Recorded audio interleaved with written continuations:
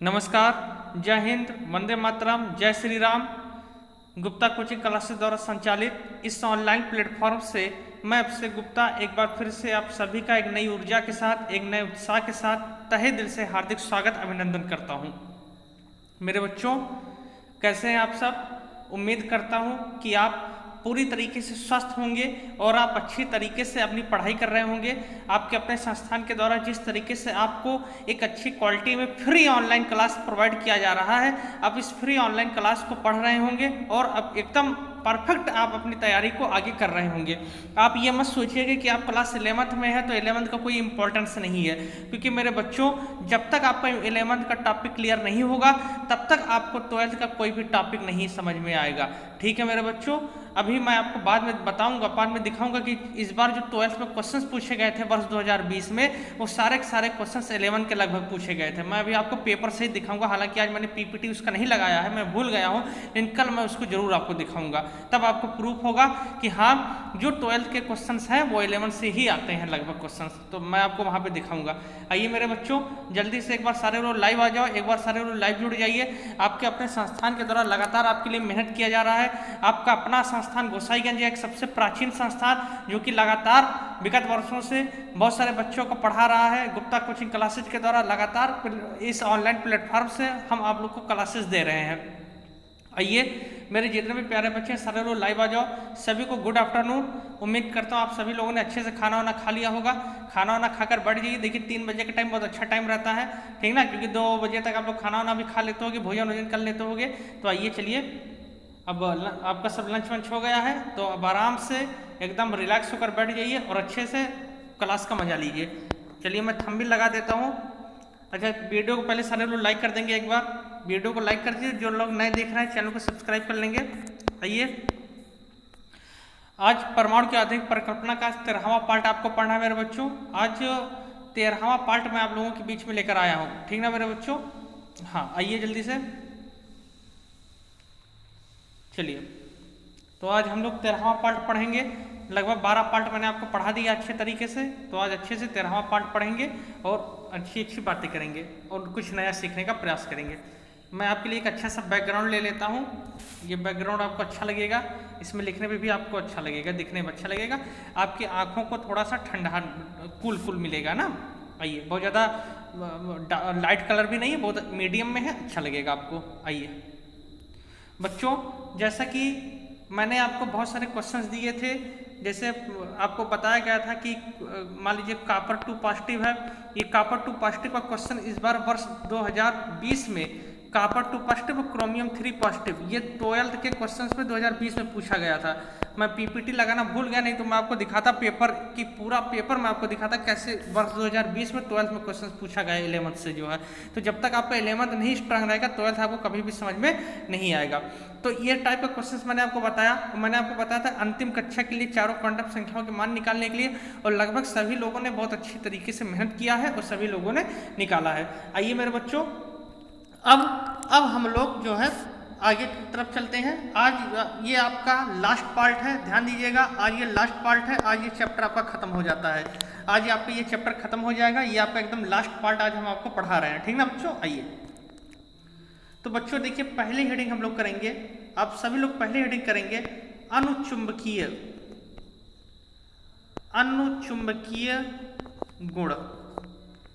पहली हेडिंग आप लोग करेंगे अनुचुंबकीय गुण। अनुचुंबकीय गुण ये आज लास्ट पार्ट है, यानी अंतिम आप पढ़ रहे हैं ये चैप्टर का, दूसरा चैप्टर का, ठीक ना। आपका देखिए 2 चैप्टर भी समाप्त हो गए। अब धीरे धीरे लगातार आपके चैप्टर धीरे धीरे समाप्त होते चले जाएंगे, आप बिल्कुल भी परेशान नहीं होंगे। हम पूरा सिलेबस आपका जल्द से जल्द खत्म करेंगे, बस आप लोग भी हमारा सपोर्ट करते रहिए। जो है वीडियो अगर हम बना रहे हैं, ये वीडियो आपको लाइव दिया जा रहा है, तो आप इसको ज़्यादा से ज़्यादा लोगों तक शेयर करो जिससे सारे लोग देखें। नहीं तो हमको भी नहीं अच्छा लगता कि हम वीडियो बनाएं उसके बाद बहुत कम व्यू आए, 30-32 लोग देखें, फिर क्या मतलब है हमारा वीडियो बनाने का। इतने सारे लोग हमारे यार, इतने बच्चे हो, इतने बच्चे हमसे जुड़े हैं, अटैच हैं जो है, तो आप लोग थोड़ा सा सपोर्ट कीजिए। आइए, तो बच्चों देखो, अनुचुंबकीय इंग्लिश इसकी जरूर लिखिएगा। इंग्लिश लिखिए पहले, पैरामैग्नेटिज्म। Paramagnetism, paramagnetism, paramagnetism. चलिए मैं आपको ऐसा ट्रिक बता दूंगा, आप जिंदगी में कभी अनुचुंबकीय नहीं भूलेंगे। ट्रिक देखो मेरा ट्रिक, आप अनुचुंबकीय, ठीक यही तो है मेरे बच्चों।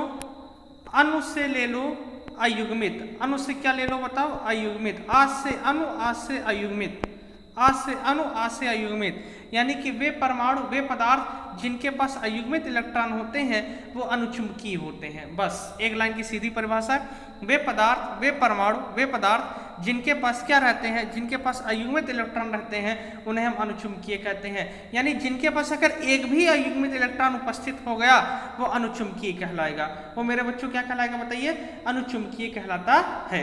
और देखिए जैसे एक इलेक्ट्रॉन अयुग्मित है ये भी तब भी अनुचुंबकीय होगा, 2 इलेक्ट्रॉन अयुग्मित है तब भी अनुचुंबकीय होगा, 3 इलेक्ट्रॉन अयुग्मित है तब भी क्या होगा बताइए, अनुचुंबकीय होगा। बात समझ में आ रहा है? यानी कहने का एक चीज आप खाली ये समझ लो कि जितने ज्यादा अयुग्मित इलेक्ट्रॉन रहेंगे अनुचुंबकीय का गुण उतने ज्यादा रहेगा। समझ में आ रहा है? यानी जितने ज्यादा अयुग्मित, जितने ज्यादा अयुग्मित, जितने ज्यादा अयुग्मित उतने ज्यादा क्या, उतने ज्यादा अनुचुंबकीय, उतने ज्यादा वो क्या रहेंगे बताइए, अनुचुंबकीय। हालांकि अगर एक भी अगर अयुग्मित इलेक्ट्रॉन उपस्थित होगा तब भी अनुचुंबकीय रहेगा, ये बात नहीं है। लेकिन जितने ज्यादा अयुग्मित रहेंगे वो उतने ज्यादा क्या रहता है बताइए, उसके अंदर उतने ज्यादा अनुचुंबकीय लक्षण प्रदर्शित होता है। बातें समझ में आ गई कि नहीं आ गई बताइए? बातें हमारी समझ में आ गई? अच्छा देखिए, अगर मान लीजिए हमने कोई ऐसा बनाया कक्षक, हमने कोई ऐसा कक्षक बना दिया मेरे बच्चों, ध्यान समझो, परेशान ना हो, केमिस्ट्री का एक्सपर्ट बना देंगे आपको, एकदम आप परेशान ना हो। इतना केमिस्ट्री आप एक्सपर्ट बन जाएंगे, पूरी केमिस्ट्री आपको इतनी इजी लगेगी क्या बताएं। जो है आपने हाई स्कूल में हमसे साइंस पढ़ा है, पूरी साइंस आपने बहुत अच्छे तरीके से नंबर गेन किया, तो 11th 12th एकदम जान लीजिए जब तक हम हैं और जिंदा अगर जब तक रहेंगे तब तक आपको हम ऐसा पूरी केमिस्ट्री पढ़ा देंगे कि आपको एकदम परेशान होने की जरूरत नहीं पड़ेगी, ठीक ना। चलिए अगर मान लीजिए ऐसे दे दिया इस तरीके से, तो आप कहोगे सर इसमें तो युग्मित हो गया। अरे यार युग्मित हो गया तो होने दो, युग्मित क्या दिक्कत है, युग्मित हो गया। अरे भैया इसमें युग्मित है, होने दो। इसमें 2 अयुग्मित हो गया कि नहीं हो गया, 2 अयुग्मित पाया गया, कहीं देखना एको अयुग्मित, समझ लेना वो अनुचुंबकीय, समझ लेना वो अनुचुंबकीय। ध्यान देना, कहीं भी देख लेना एक भी अगर अयुग्मित रहेगा वो तुरंत अनुचुंबकीय हो जाएगा, एकदम जाने रहना। एक भी अयुग्मित होना होगा तुरंत अनुचुंबकीय हो जाएगा। अगर मैं आपसे इस तरीके से बात करूं बच्चों, अगर मैं आपसे इस तरीके से बात करूं ऐसे, तो बताओ क्या ये अनुचुंबकीय होगा? आप कहोगे नहीं, ये कैसे अनुचुंबकीय होगा, इसमें तो कोई भी अयुग्मित इलेक्ट्रॉन नहीं है, इसमें तो सबके शादी हो गई है, इसमें सब विवाहित हैं। जब इसमें सब विवाहित हैं, कहीं इसमें अकेला ऐसा कोई अविवाहित है? आप कहोगे नहीं सर इसमें कोई अविवाहित नहीं है, तो ये अनुचुंबकीय नहीं होगा। बातें समझ में आ गई मेरे बच्चों? तो क्या लिखोगे, यानी जिनके पास अयुग्मित इलेक्ट्रॉन पाए जाते हैं वो क्या होते हैं, वो क्या कहलाएंगे मेरे बच्चों, वो कहलाएंगे अनुचुंबकीय। पहली चीज, जितने ज्यादा अयुग्मित रहेंगे वो उतने ज्यादा अनुचुंबकीय होगा, जितने ज्यादा अयुग्मित उतने ज्यादा क्या, उतने ज्यादा अनुचुंबकीय। तो लिखिए वे पदार्थ, वे पदार्थ, वे पदार्थ जिनके जिनके अणु, वे पदार्थ जिनके अणु परमाणु, अणु परमाणु अथवा आयन में अयुग्मित इलेक्ट्रॉन, अथवा आयन में अयुग्मित इलेक्ट्रॉन उपस्थित होते हैं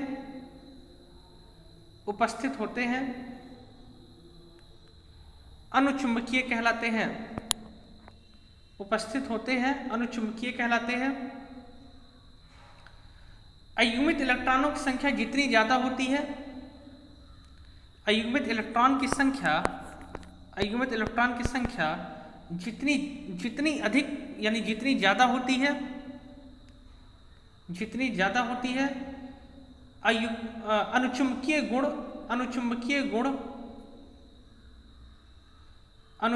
गुण उतना ही अधिक होता है, अनुचुंबकीय गुण उतना ही अधिक होता है।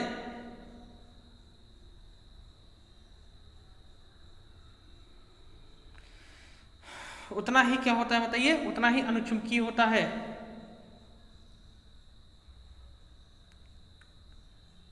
जैसे अगर मैं सोडियम की बात करूं मेरे बच्चों, सोडियम 1s2 2s2 2p6 और 3s1। अरे बहुत अनुचुंबकीय आपने निकाला है, बहुत अयुग्मित इलेक्ट्रॉन निकाला है। एक अयुग्मित इलेक्ट्रॉन हो जाएगा कि नहीं, क्योंकि यस वाला देखो मैंने बनाया है, एक इलेक्ट्रॉन है, एक इलेक्ट्रॉन बना दिया, एक अयुग्मित इलेक्ट्रॉन हो गया। बाकी आपने तो अभी कितना अयुग्मित इलेक्ट्रॉन निकाला है यार, कितना तो मैंने आपसे निकलवाया था, सब अनुचुंबकीय हो गए। ठीक ना, लिख लीजिए, रिएक्शन को अच्छे से लिख लीजिए,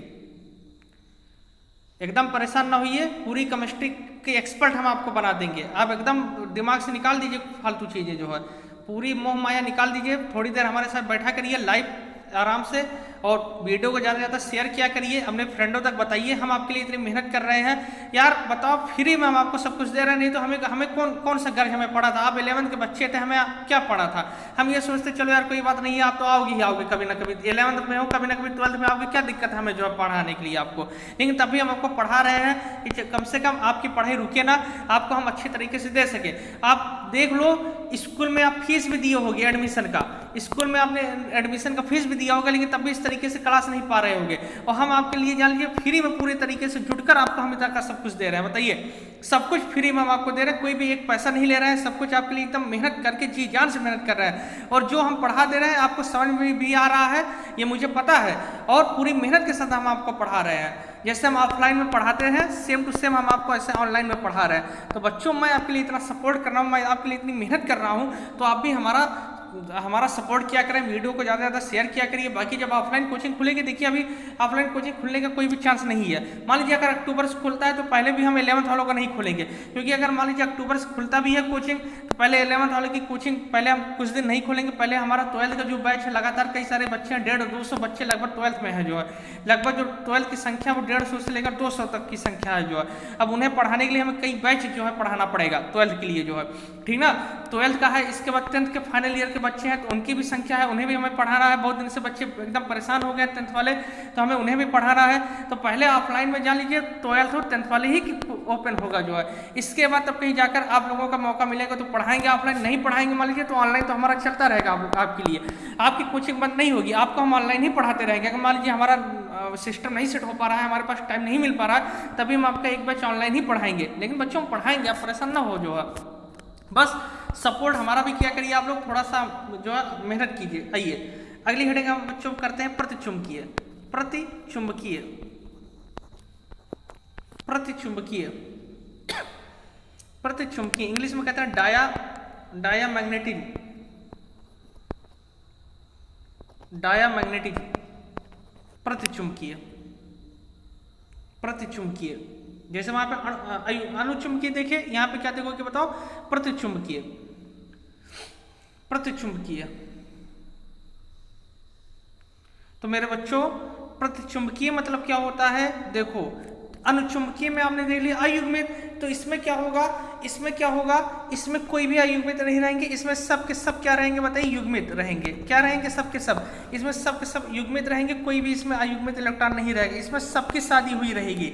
आपने अनुचुंबकीय देख लिया ना, अब अनुचुंबकीय यार याद है तो प्रतिचुंबकीय तो अपने आप लिख ले जाओगे, नहीं लिख जाओगे, बताओ। ये क्वेश्चंस पूछे गए हैं, 12th में भी क्वेश्चंस पूछे गए हैं। निम्नलिखित में से बताइए कौन अनुचुंबकीय है, कौन प्रतिचुंबकीय। आज मैं लगाना भूल गया पीपीटी, आज मैंने पीपीटी लगाना भूल गया, नहीं तो मैं आपको दिखाता कैसे वर्ष 2020 में क्वेश्चन पूछे गए, वो 11 के क्वेश्चन पूछे गए हैं वर्ष 2020 में, ठीक ना।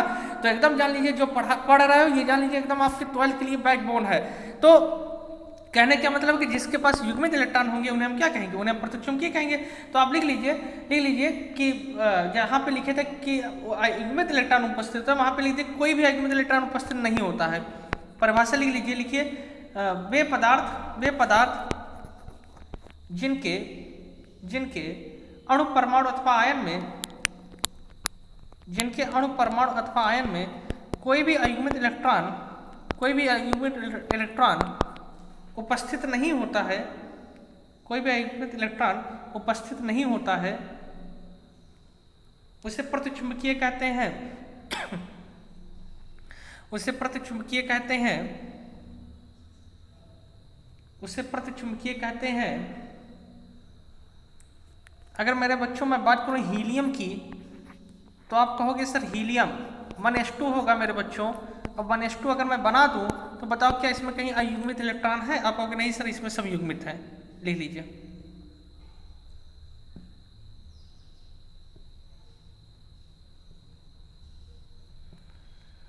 क्लियर हो गया ना मेरे बच्चों। 12th में क्वेश्चंस इस चैप्टर से पूछे गए हैं, ये जान लीजिए आप। तो बहुत आराम से पढ़िए, हम जो पढ़ा रहे हैं आपको एकदम, अगर आपने जो है 11th का अच्छे से पढ़ लिया है तो 12th आप अच्छे से पढ़ ले जाओगे। मैं 11th का जो वीडियो है उसको अभी 2 दिन पहले का वीडियो 11th का जो आपको मैंने दिया था उसको 12th वालों को भी मैंने शेयर किया था, जिससे वो भी देख लें, क्योंकि 12th के में उस चैप्टर जो हम पढ़ा रहे हैं चैप्टर इसमें 12th का, इसमें पूरा पोर्शन 11th का आ रहा है जो है। तो इसलिए मैंने उनसे कहा पहले उसको देख लीजिए, क्योंकि बहुत सारे बच्चे 11th में नहीं पढ़े हैं जो है, ठीक ना। तो आप बहुत अच्छे से पढ़िए, बहुत मेहनत करके हम आपको पढ़ा रहे हैं। आइए बच्चों, अब अगली हेडिंग हम बात करते हैं फैरोचुंबकीय। फैरोचुंबकीय फैरोचुंबकीय फैरोचुंबकीय फैरोचुंबकीय फैरोचुंबकीय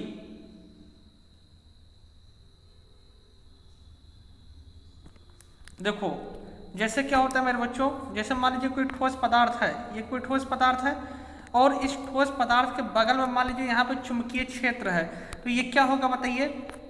ये कोई ठोस पदार्थ है और इस ठोस पदार्थ के बगल में इधर अगर चुंबकीय क्षेत्र हम रख दें, कौन सा क्षेत्र, चुंबकीय, तो ये ठोस पदार्थ क्या होगा, ये ठोस पदार्थ इसकी तरफ आकर्षित होगा कि नहीं होगा। ये ठोस पदार्थ चुंबक की तरफ आकर्षित होगा कि नहीं होता, क्योंकि आप जानते हो ठोस चुंबक की तरफ आकर्षित होते हैं। तो ये ठोस है, तो इसके बगल हमने कोई चुंबकीय पदार्थ रख दिया, तो बच्चों ये ठोस पदार्थ चुंबक की तरफ आकर्षित होंगे कि नहीं होंगे, होंगे ना। लेकिन क्या होता है, अगर मान लीजिए हम चुंबक वाला क्षेत्र हटा दें तो तब भी अगर इसके अंदर आकर्षण का गुण बना रहे तो इसी को हम क्या कहते हैं बताइए, इसी को हम कहते हैं फैरोचुंबकीय। आप ध्यान समझे, एक बार फिर से समझे। जैसे जब कोई परमाणु, यानी जब कोई परमाणु ठोस अवस्था में रहता है और जब हम उसे चुंबकीय क्षेत्र में ले जाते हैं तो वह चुंबकीय क्षेत्र की ओर क्या होता है बताइए, वह चुंबकीय क्षेत्र की ओर आकर्षित होता है। वह चुंबकीय क्षेत्र की तरफ क्या होगा, आप कहोगे सर वो चुंबकीय क्षेत्र की तरफ आकर्षित होता है। यानी कोई परमाणु है किस अवस्था में है, ठोस अवस्था में है, और उसे कहाँ ले जाएंगे, उसे हम चुंबक की तरफ ले जाते हैं मेरे बच्चों। तो ये जो ठोस है वो चुंबक की तरफ क्या होगा बताइए, आकर्षित होगा। लेकिन अगर हम मान लीजिए इस चुंबकीय क्षेत्र को हटा दें और तब भी कुछ समय के लिए इसके अंदर आकर्षण का गुण बना रहेगा, तो इसी को हम कहते हैं फैरोचुंबकीय। इसी को हम क्या कहते हैं बताइए, फैरोचुंबकीय कहते हैं। कहने क्या मतलब है, जैसे कोई ठोस है, चुंबक की तरफ जाएगा, चुंबकीय क्षेत्र की तरफ आकर्षित हो गया, क्या हो गया बताइए, आकर्षित हो गया। लेकिन अगर हम चुंबक वाला क्षेत्र हटा दें तब भी इसके अंदर आकर्षण का गुण बना रहे, किसका गुण, आकर्षण का गुण बना रहे, तो इसी को हम कहते हैं बच्चों फैरोचुंबकीय। ठीक है, तो लिखिए, ऐसे अणु अथवा परमाणु, ऐसे अणु अथवा परमाणु जो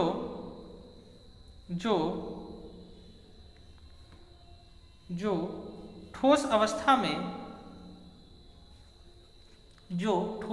में चुंबकीय क्षेत्र में आकर्षित होते हैं,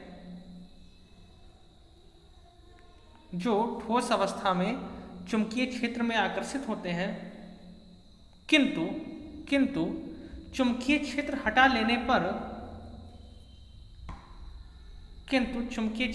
लेने पर कुछ समय के लिए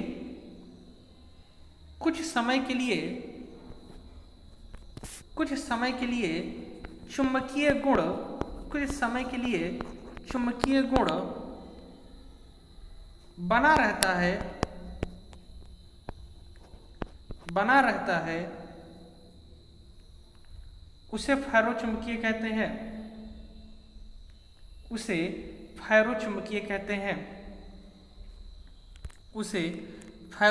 कहते हैं। उम्मीद करता हूं कि यहाँ तक का टॉपिक आपको अच्छे से समझ में आ गया होगा, कहीं आपको कोई दिक्कत नहीं हो रही होगी। अनुचुंबकीय, प्रतिचुंबकीय और फैरोचुंबकीय। ठीक है मेरे बच्चों, आइए आगे चलते हैं। हेडिंग डालेंगे कुल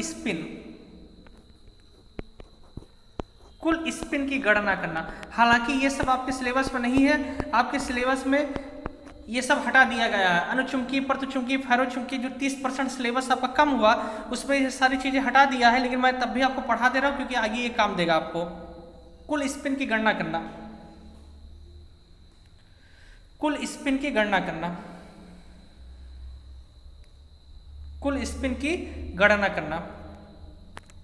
जो बच्चों 30% सिलेबस लॉकडाउन की वजह से कम हुआ है, आपका भी 30% सिलेबस कम हुआ है, उसमें बहुत सारे सिलेबस, बहुत सारा टॉपिक आपका काट दिया गया है। इसी चैप्टर में कई सारे टॉपिक आपके काट दिए गए हैं। आप सिलेबस देखिएगा जो है, लेकिन तब भी मैं आपको पूरा सिलेबस पढ़ा रहा हूँ, पूरे जैसे पूरा टॉपिक चलता है हर साल वैसे ही हम आपको पढ़ा रहे हैं। हम आपका कोई भी टॉपिक हम टॉपिक वाइज नहीं पढ़ा रहे हैं, आपको जो कट गया उसको नहीं पढ़ाएंगे, नहीं, हम आपको सारा टॉपिक पढ़ा रहे हैं, क्योंकि आपके पास पूरा टाइम है, कोई टाइम की कमी नहीं है। हम आपको सारा टॉपिक पढ़ा दे रहे हैं जिससे आगे आपको फ्यूचर में काम देगा, ठीक ना।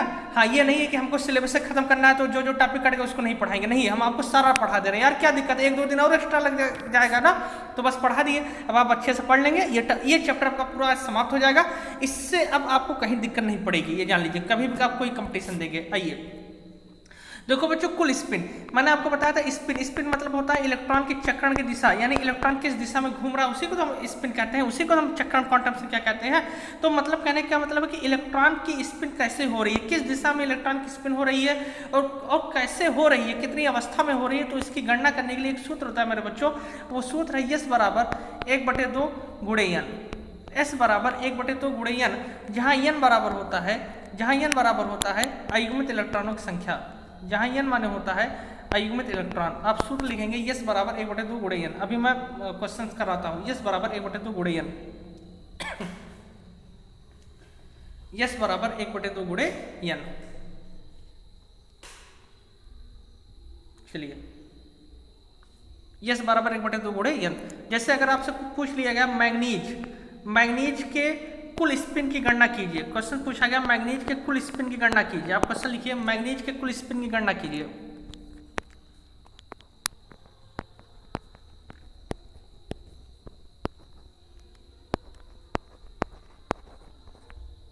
मैग्नीज के कुल स्पिन की गणना कीजिए। देखिए, तो मैग्नीज का पहले हम इलेक्ट्रॉन विन्यास कर लें, और जैसे हम इलेक्ट्रॉन विन्यास करेंगे तो लास्ट में हमारा आएगा 3d5। आप जानते हो, बहुत अच्छे तरीके से हमने कई बार किया। मैग्नीज का जब भी हम इलेक्ट्रॉन विन्यास करेंगे तो मेरे बच्चों लास्ट में आएगा क्या, 3d5। तो देखो 3d5 का अगर मैं बनाऊं यहाँ पर, तो देखो क्या बनेगा। 3d5 का अगर मैं आपको यहाँ पे बनाऊं तो देखिए 1 2 3 4 5, यानी क्या युग्मित इलेक्ट्रॉन हो गए, 5 युग्मित इलेक्ट्रॉन हो गए। सूत्र आपने क्या लिखा है, आपने लिखा है 1/2 गुणे n, 1/2 गुणे क्या 5, यानी 5/2 बराबर क्या हो गया, बराबर 2.5। यही आपका हो गया क्या, कुल स्पिन। यही आपका हो गया क्या, कुल स्पिन। लिख लीजिए। बस यही करना था आपको, कुछ करना ही नहीं था इसमें। बताइए, कहीं कोई दिक्कत नहीं होनी चाहिए आपको, बताएं।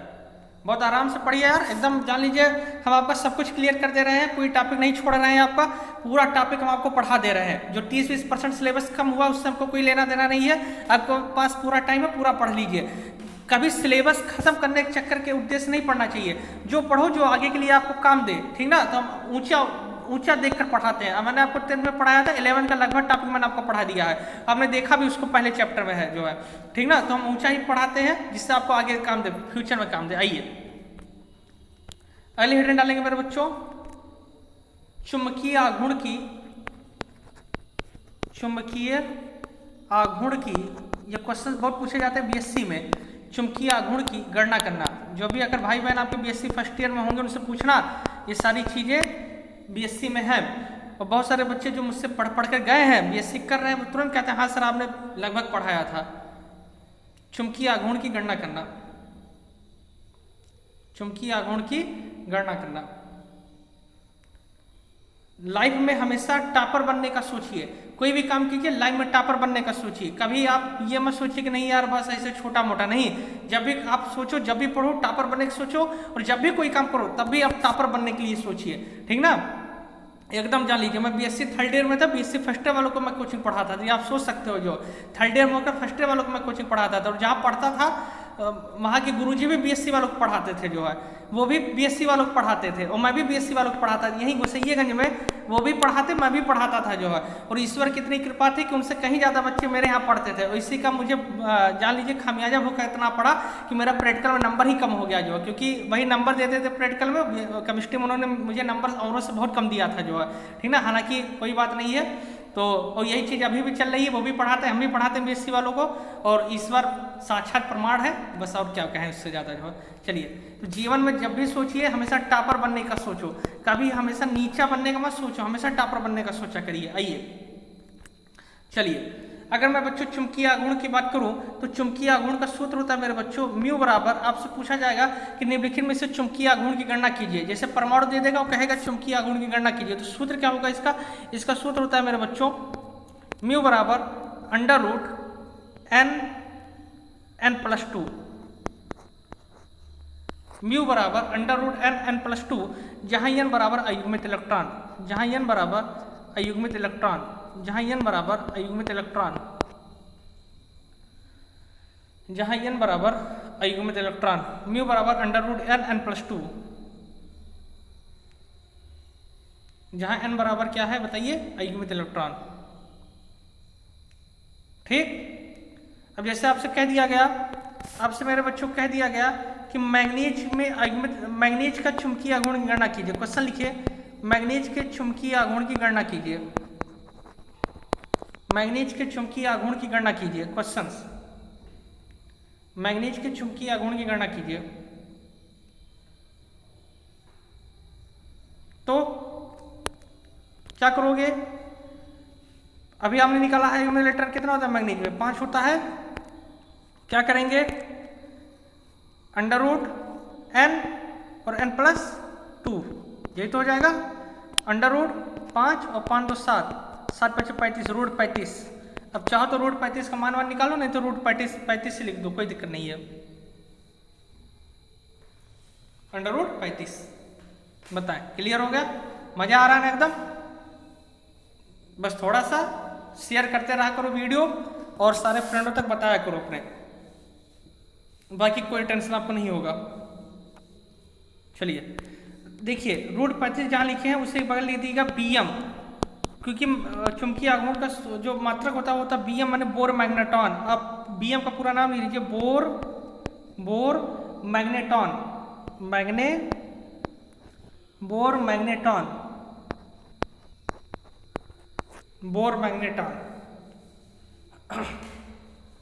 मैग्नेटॉन। अब आपके दिमाग में क्वेश्चन बनना चाहिए, गुरुजी आपने बता दिया कि अयुग्मित इलेक्ट्रॉन रहेंगे तब निकलेगा, अगर मान लीजिए कहीं पर एको अयुग्मित इलेक्ट्रॉन नहीं रहे, यानी सब युग्मित हो गए, तब कैसे निकालेंगे, तब उसका नहीं निकलेगा, ठीक ना। अगर सब युग्मित हो गए तब निकलवा ही नहीं करेगा, क्योंकि ये केवल अयुग्मित इलेक्ट्रॉन पे ही निकलेगा, युग्मित पे नहीं निकलता, ये ध्यान दिए रहिएगा। नहीं तो कहोगे अरे गुरुजी अब कैसे निकालें जो है, ठीक ना। कभी कभी क्वेश्चन पूछा गया कि इनका निकालिए, जैसे मैं आपको एक क्वेश्चन दे देता हूँ हीलियम का और नियान का, जैसे मान लीजिए क्वेश्चन दिया गया इसका निकालने के लिए, तो आप जानते हो इनका कभी नहीं निकलेगा, ठीक ना। ये क्वेश्चन आप कर लीजिएगा, हीलियम और नियान का चुंबकीय आघूर्ण निकालिए, हीलियम और नियान का चुंबकीय आघूर्ण निकालिए, इनका कभी नहीं निकलेगा क्योंकि इनके पास अयुग्मित होवे नहीं करते हैं। आप कर लीजिएगा, देखिएगा करने के बाद, बताएं क्लियर हुआ, बताइए। चलिए आगे चलते हैं, एंजॉय करते हुए पढ़िए, परेशान मत होइए। आइए मैं बस केवल एक शायरी आपको सुनाता हूँ,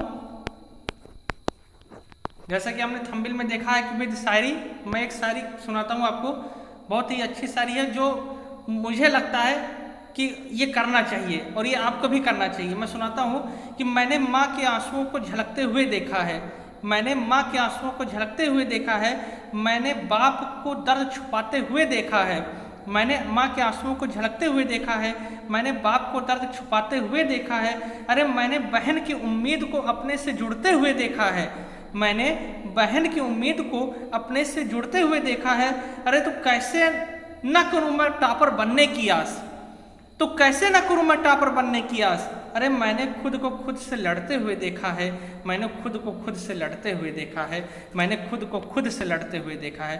तो जीवन में जब भी सोचिए हमेशा टॉपर बनने का सोचो, कभी भी छोटा ना सोचो कि हम बस इतना ही कर लें, इतने पढ़ लें, इतना नंबर आ जाए हम पास हो जाए, नहीं। जब भी सोचिए हमेशा टॉपर बनने की सोचिए। तो मेरे बच्चों, मेरे प्यारे बच्चों, आज आपका ये चैप्टर पूरी तरीके से समाप्त होता है। आप सारे लोग वीडियो को लाइक कर देंगे, चैनल को सब्सक्राइब कर दीजिए, ज़्यादा से ज़्यादा लोगों तक शेयर कीजिए।